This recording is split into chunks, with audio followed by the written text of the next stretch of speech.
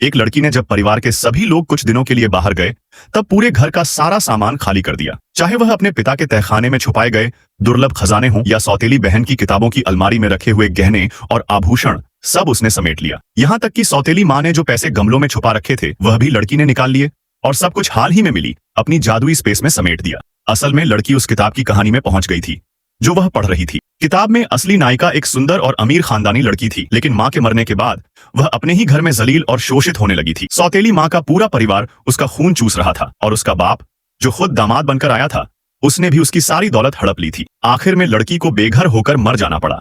अब बाप और सौतेली माँ ने उसे फिर बेवकूफ बनाकर अपनी जगह नौकरी के मौके से भी हाथ धोने को कहा, ताकि उसकी छोटी बहन शिकिंग, जो असली नायिका थी, गांव में सेवा के नाम पर जा सके। उन्होंने झूठ बोला कि बाकी पूरे परिवार को भी अगले महीने वहां जाना पड़ेगा, जबकि असलियत में वे सब उसकी मां की जायदाद हथियाने की साजिश कर रहे थे। मगर यह लड़की तो 21वीं सदी से वहां पहुंची थी और कहानी का पूरा प्लॉट जानती थी। उसे पता था कि नायिका का सबसे बड़ा सहारा उसकी मां का छोड़ा हुआ पुश्तैनी जेड का लॉकेट था, जिसमें असली जादुई ताकत छुपी थी। इसलिए लड़की ने सबसे पहले वह लॉकेट पाने की तरकीब निकाली। उसने दिखावे के लिए कहा कि वह शिकिंग की जगह गांव जाने को तैयार है, लेकिन साथ में मां का दिया वह लॉकेट यादगार के तौर पर ले जाना चाहती है। बाप को यह शर्त सुनकर राहत मिली।